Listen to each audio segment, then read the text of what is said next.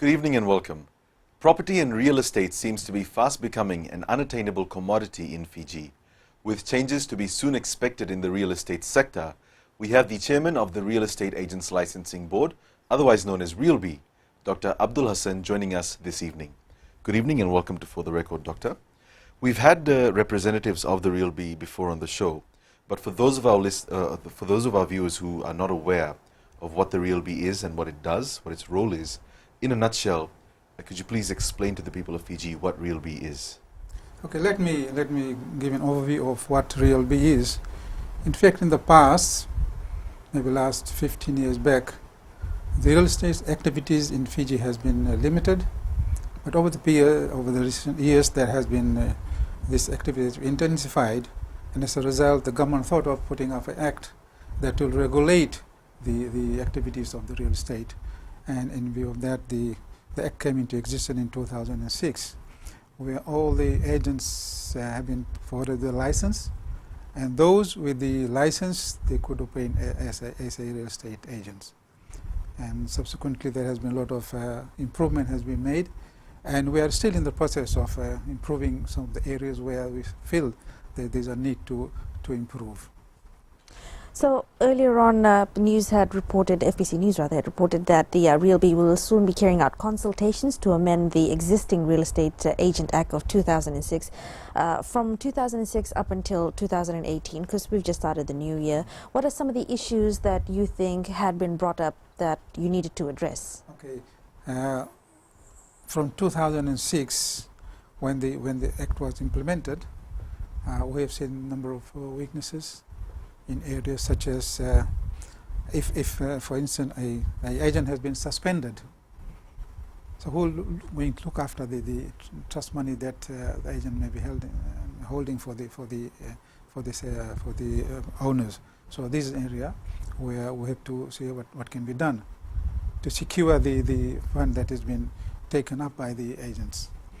And there would be other areas where the absentee owners and the agents have been asked to look after the properties, and how the agent should handle or manage the properties of the absentee owners.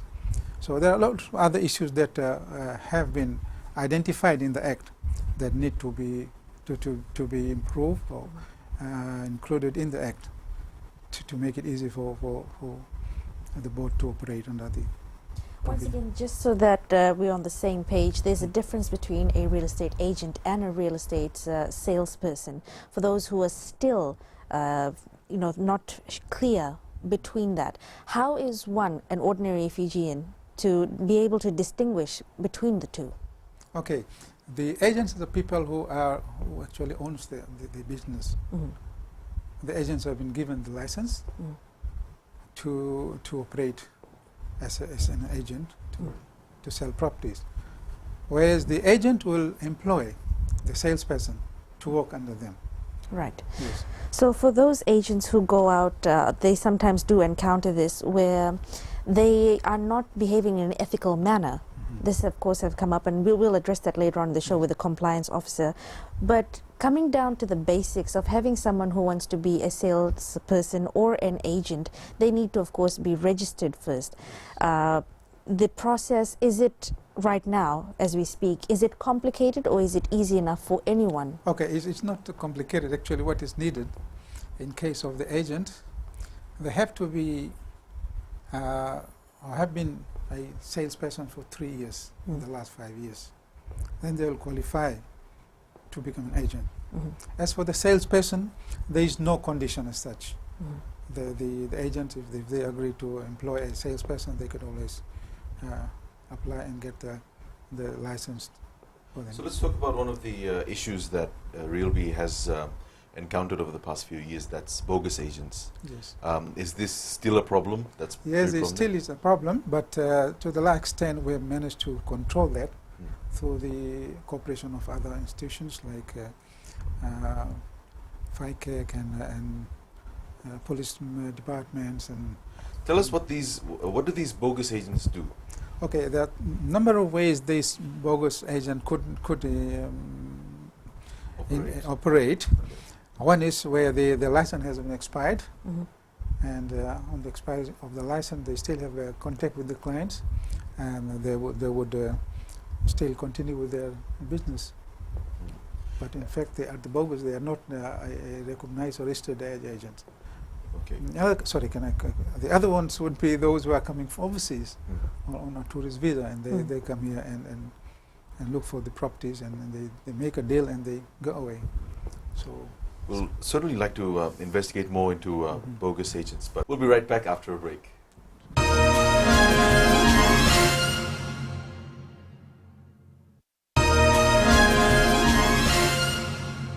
Dr. Hassan, we were discussing bogus agents before the break. Is there an element of fraud involved? Are there people who pretend to be bogus agents, people who have never held licenses in the first place, and they try to make money out of people? yes, they do. Yeah, many people do that. Yeah, those who call themselves as agents Mm. and not having a registered license with them, they do enter into businesses with them. Yeah. And what mediums do they use to perform the activities? Do they use social media? Do they go from door to door? Do they use fake salespersons as well? Well, they have some, say, for instance, those who are coming from abroad, Mm. they'll have some contacts over here, Mhm. and through them they manage to get to the sellers of properties. And I suppose it comes down to being able to distinguish between a registered salesperson or an agent and a bogus one. If I were to approach someone who I wanted to use for maybe rental or for sale of property, what is the first thing that I need to ask for to Well, make first thing, sure? you have to ask for the ID. Right. All the agents and the salesperson have the ID with them, Mhm. and they should produce the IDs to confirm that they are the registered agents. or And sales- these IDs are not, people can't counterfeit them? they can't. They No, can't. No. Are they handed out by the Real B? Or? Oh yes, it's handled by the real And each agent and each salesperson, they have a registered number for Oh yeah, them? of course they have a proper Mhm. recording of when they've been issued with the license. What about if you have a registered agent or a salesperson and they are registered, they have the card, but maybe it might be expired? How long is it valid Okay, for? okay, that's what I said earlier, Mhm. that their license would be for certain time, for certain duration, Mhm. and once it expired, then the Real B will treat them as not an agent or salesperson. And what are some of the criteria that people or salespersons or sales agents can actually have their licenses revoked? Well, if they have misconduct Mhm. in their dealing with people, Mhm. and they have been holding money from the sellers of properties, so all these issues would have, and we have a lot of cases where there has been people who have been holding money Mhm. illegally without having a proper record Mhm. of what they have received from the buyers. Mhm. So these are the issues that always. Well, Ziad, let's talk about something that a lot of people always blame real estate agent salespersons for, the commission. Mhm. Right now, as I understand, there's no regulation on the percentage of commission that they can claim. Why is it not being regulated so far? Well, it's a very complicated issue. We have tried to look into the other countries like Australia and New Zealand, Mm. how they calculate, how they manage the commission, but still it's a difficult thing. Mm. Because say, for instance, if you're selling a property for 1 million and charge 10%, Mhm. that would be quite a big sum. Right. And at the same time, if a property is sold for say 350,000 Mhm. or less, and it 10%. So there would be, in terms of the amount that the agent will get, will be different. But it's not necessarily impossible to regulate. I'm Oh, sure yeah. that you are looking into measures that can be put in place temporarily. Oh yeah, we can do that, and we're still trying to Mhm. have a dialogue with agents. In the last workshop that we had in Demba, we have discussed with these issues, Mhm. and we're still trying to look at ways in which it can be fair to both parties. You know? I mean, in the meantime, that commission aspect sort of discourages people from going through real estate agents, right? Yeah, it may be. Because in they're it- afraid if they sell their property, the real estate agents will be making a huge commission Yeah, from yeah, there. yeah. All right, so realistically speaking, I suppose what Ziad's trying to say is that if someone were to sell off a property, if they engage the services of a real estate agent or a salesperson, what are some of the things that they would have to pay extra for? For example, the main thing that they would want is to sell off their property to make a profit for themselves.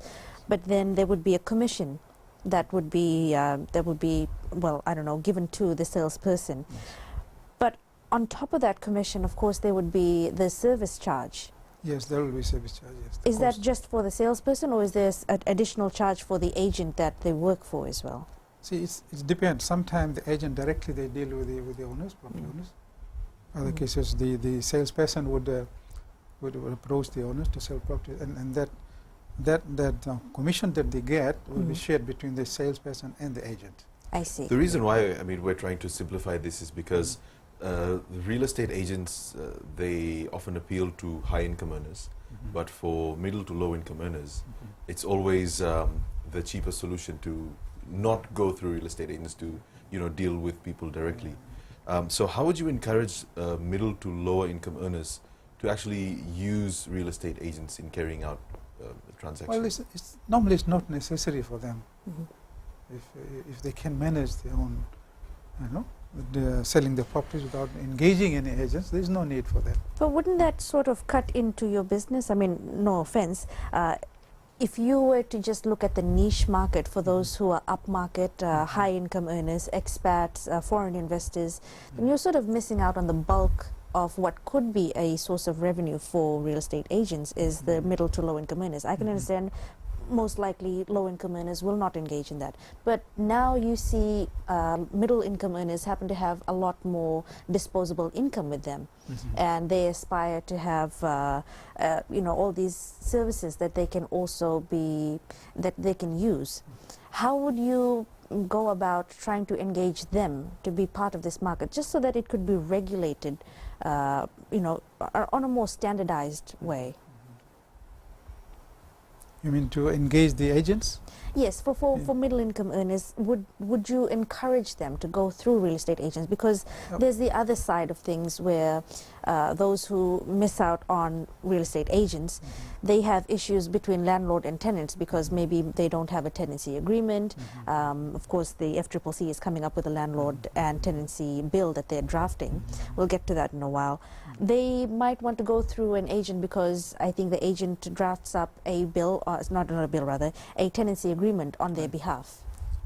It's very much, the board or the RealB cannot sort of encourage or discourage anyone. If they want to engage the agent, well, up to them. Okay, so let's talk about some of the work that the Real Estate Agents Licensing Board has done. Talk to us about, give us an overview of the real estate activities in Fiji over the past few years. Well, real estate is, as you know, is an indicator of the economic growth of the country, and it's a very vital area of our country where a lot of income is generated, and it's a good indicator of how the country is faring in terms of the economic activity. And over the past years, I think with the activities of the board and RealB and other bodies who are key stakeholders, we managed to do well in terms of controlling the activities of real estate sector in the country. And hopefully in a few years' time we should be able to have more control over, to ensure that there is a fair dealing between the buyers and the sellers of properties and the real estate agents and salespersons. Thank you, Dr. Hassan. We'll have more for you right after the break.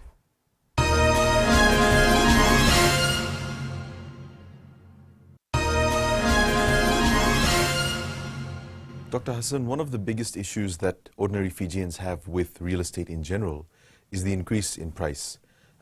It's generally, I think we can all agree that the price of attaining real estate in Fiji is much, much more than what it was 5 years ago or a decade ago.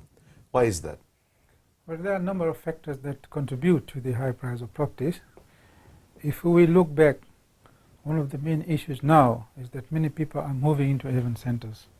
There's a huge urban drift in the country, which means the people need accommodation. Mm. So there's a need for a lot of housing or properties. And looking at what exists at the moment, we have very limited land in urban centers that can be developed and converted into residential uses. So that's another factor. That is one of the factors. The other factor is the cost of building materials. Mm-hmm. Over the years, the cost of materials have really gone up, and there is a shortage of labor, skilled laborers. Mm-hmm. In other countries like Singapore, they train their own people. They have special trained, skilled people who could work in the industry, in the building industry, and they also import the materials in bulks, Mm-hmm. which means that the cost of material will go down. Mm. And in Fiji, unfortunately, we do not have such provision at the moment. And also the overall the cost of buildings really goes up, which as a result increases the price of properties. Mm. So scarcity of land and building materials, all of those things, of course they are contributing factors, and everyone agrees that land never depreciates. No. But what about 5 years down the line or 10 years down the line? Is it realistic for people to expect to buy property 5 years down the line in Fiji? Will it still be attainable? At the moment, as the trend is, it's unlikely that the price will remain stagnant or it will go down. Yeah. Do you see it going higher?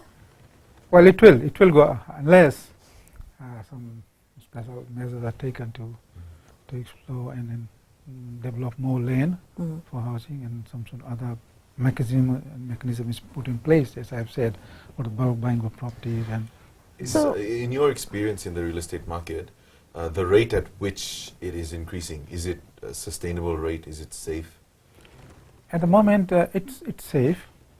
It's safe, particularly for the people who are middle income earners and the higher income earners. But for the low income, there's always been a problem, and it appears the problem may remain for in future as well, unless the more land is developed and ways are have been explored to get the material in a cheaper rate, Mm-hmm. and of course to building at a low cost. Would you be able to comment maybe on why there's not much sale being done in rural areas? Of course, you've mentioned the rural-urban drift, but could the concerns of those who don't have freehold land, those who usually have leased land, maybe there's one of the contributing factors as to why real estate agents are not quite so active in those areas? Yeah. Generally, you can see that in rural areas, people have just the agricultural land, Mm-hmm. and there is not much residential subdivisions. So definitely, those who are working in urban areas, they would like to stay in urban areas. Mm-hmm. But the land close to the urban centers, if you look at close to Nandi town and in Nosori and other urban centers, the land value still is higher. What about concerns of agents? We've of course talked about those on the other end, those who have to sell or buy properties. But for agents, do they have concerns that they raise with you, and how effectively are they dealt with? There's not much concern from the agents. Mm-hmm. So far, they Well, I happen to know of one salesperson. She has mentioned to me that when it comes to earning commission, sometimes that's their only income. They're not paid on a salary basis or a wage basis. Their only source of income is the commission. And sometimes once a sale is made, the commission doesn't come through to them for at least about 2 or 3 weeks. And until then, they basically have no source of income. Is there anything that can be done to rectify this problem? Well, that is between the agents and the salesperson. And RealB doesn't No, regulate. we don't interfere with their Okay. whatever Okay. they have in terms of the engaging the agent, the salesperson. So earlier this year, it was announced that RealB will be carrying out consultations for the amendment to the Act. Tell us about those consultations. Have they begun? If not, when will they begin? Well, we have already drafted the issues that we want to deal with the public, and very shortly we'll be engaging in that activities. Yes. What are you expecting to come out from these consultations? Well, I think something better, something that will improve the provisions in the Act, and that will make easy for us to operate. And in the spheres that you operate in, have you already started to receive, comments or suggestions? Well, there has been suggestions during the workshops and Talonwa sessions and the awareness programs. Some of the issues that still is not good enough in the Act. Yes. And could you expound on some of those issues? Well, as I have said, that one of the issues was that when there is a problem with the holding the bond money by the agent, it should be put in a separate account. Right? That is one thing.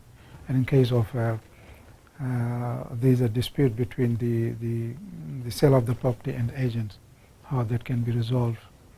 So there are other issues out there that need to be looked into.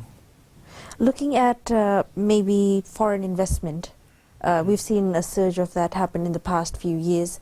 Does the RealB see this continuing in the next few years? Well, the investment in the country is very much depend on the stability of the government, and I hope we have a stable government, so hopefully this will continue. Yeah. So one of the very popular myths that exists around the price of real estate in Fiji is Chinese investors and people who are buying property at very high rates. I guess I'm not sure whether there is an element of truth to it, but it's undeniable that you see a lot of foreign property owners in every community. So is it true that, and this is what people are saying, that Chinese investors have come and they've caused an exponential rate of, they've caused property to be, The increased market at a prices very to just exponential boom. rate. Yeah. Yes, Yeah. it's very. I have to choose my words very carefully here. Yeah. See, the problem is there was a suspect. There was a view that the Chinese have been exploiting the market, but that has been put under control. What law at the moment is that they could not, the expatriates, people from abroad, they could not buy property in the urban centers. So there is a control over it now. Okay. We'll have more for you right after the break.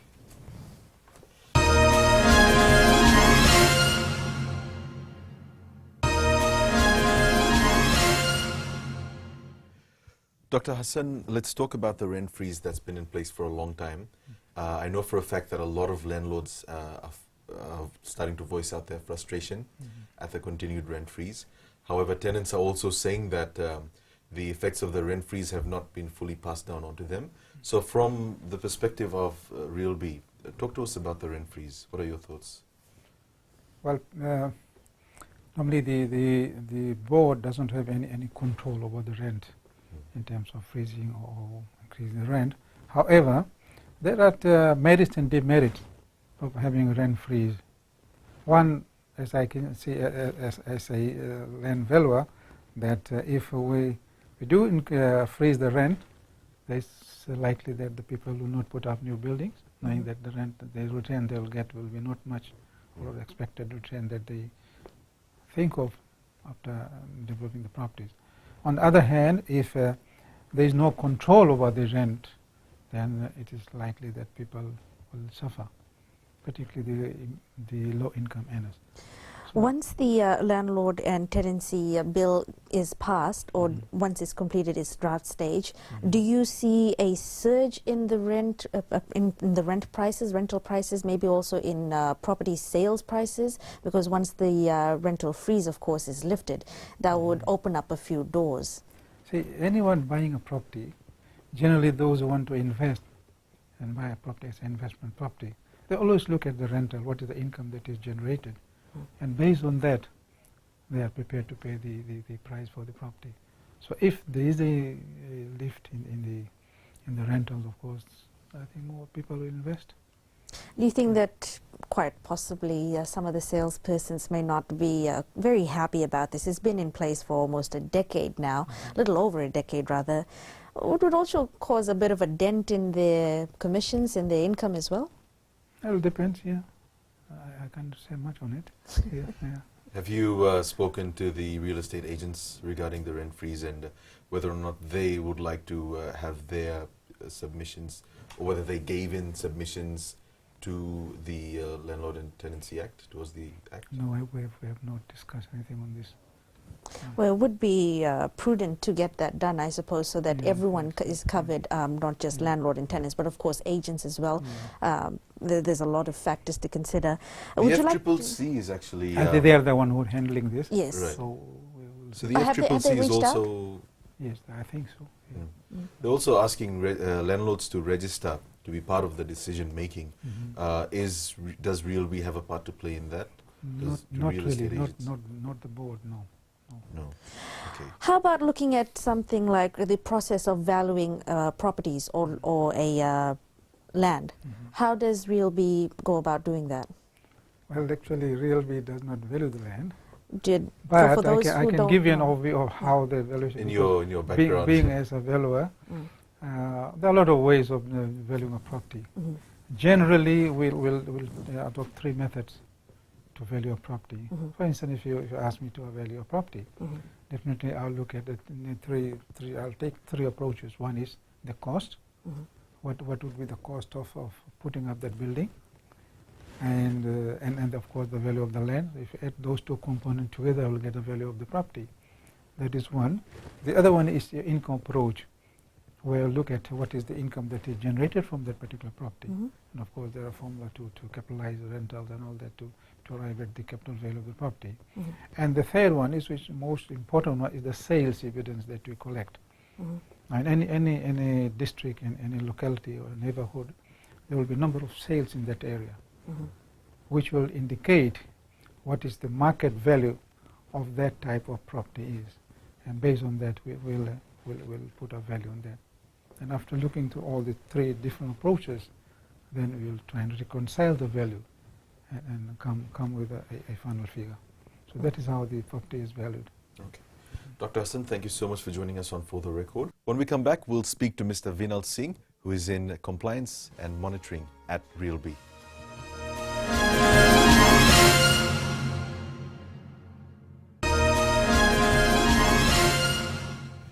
Welcome back. In our final segment, we're joined by Mr. Vinal Singh, Compliance and Monitoring Officer at RealB. Welcome to this show. So let's talk about your scope of work. When you say compliance and monitoring, what does that mean? Thank you very much. Basically, for the compliance team, what we do is that we make sure that all the registered agents and salesperson for the real estate industry are comply with our act, which is Real Estate Licensing, Real Estate Agents Act 2006. So there's certain roles and responsibility for the agents, and which they must follow in terms of getting their license, and also in terms of how they conduct themselves in the best interest of the public. So when you perform your compliance checks with the agents, what are some of the most common issues that you come across? Well, the common issues which we receive in terms of complaints, I would say, is like where the agents, they don't refund bond for the rental properties, plus the deposits for the property. And what happens, I would like to give you an example, is there should be a agreement between the vendor and the agent. And also, when the client, they pay an upfront deposit, they must read the documents properly, what they are being signing. In terms of sale and purchase agreements, there is a certain default clauses which binds them together, the client and also the agent, and the vendor. Vendor in this is the owner, the property of the owner. Right. So we have to see, they have to, before they sign, they have to read the clauses, under which clauses, if they are paying some deposit and that deposit will be refunded or no. In some cases, like the clients, like the purchaser, they default. They will say that, oh, my loan is not been approved by the bank, and that has taken about 3 or 4 months, and the vendor, the owner, has lost some other potential clients. Right. So in that terms, when they are paying some deposits, they will say that, look, once you default in certain period of time, that refund will not be given. So that's the compliance sector. Let's look at one that is something that a lot of people are always asking questions about. It's monitoring. How do you monitor agents and salespersons and of course their activities? Do you only look at the non-traditional methods like social media, making sure that they don't have bogus agents using Facebook accounts or Instagram accounts or stuff like that? Or do you actually go to the agents themselves and say, okay, we'd like to have a look at your salespersons and see how they've been conducting themselves, their activities? Oh yes, one of the KPI of the board is also to conduct annual inspections for real estate agents and their branch.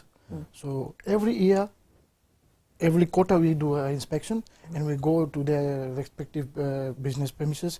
We check certain things, how they display their display notice, if the license number has been quoted well or their business name is quoted well. So the general public should know that that particular real estate agent is a registered sales person or a registered agent. So you've been working all this time with a law that was enacted in 2006. It's a long time ago. Yes. And it's an ever-changing field, real estate. Yes. So after these consultations are done, as an officer checking compliance and monitoring compliance, what are some of the changes that you would like to see in the law, or some areas that you feel that are weak in the current law? Looking at the complaints I have said, like in terms of bogus agents, which you have highlighted along the, so like in our current act, we don't have the prosecution powers are not given to RealB. We have, once we have our bogus agents, we have identified our bogus agents and we have evidence, what we do, we give it to the police for them to be charged and prosecuted. Those powers at the moment are not given in our current act. And as far as the compliance team is concerned, I would rather suggest that more powers in terms of prosecuting those bogus agents are given to RealB. So we can be doing it in-house rather than we going for other law enforcement agencies. Because why I'm saying that is it will save a lot of time. Right. Because I'm not saying that the process is delayed for some human errors, could be. Because we, for example, let's say, if we give it to police, they have their own process of getting the evidence, charging the accused and taking them to court. Let's look at something like one of the agents or one of the salespersons having their license revoked. Does that mean that it's only revoked for a certain period of time and they can, reapply and have their license handed back to them? Or is that for life? Is that like a demerit and they can no longer be an agent again? Like for suspension, there is certain period of time where the board has the powers to suspend a salesperson or even an agent. Let's say, for example, 3 years or 6 months. After that, if the board has specified the specific period where the license has been suspended, after that, the person can apply and. And are they put on a probation basis, or are they given full rights again as an agent or as a salesperson?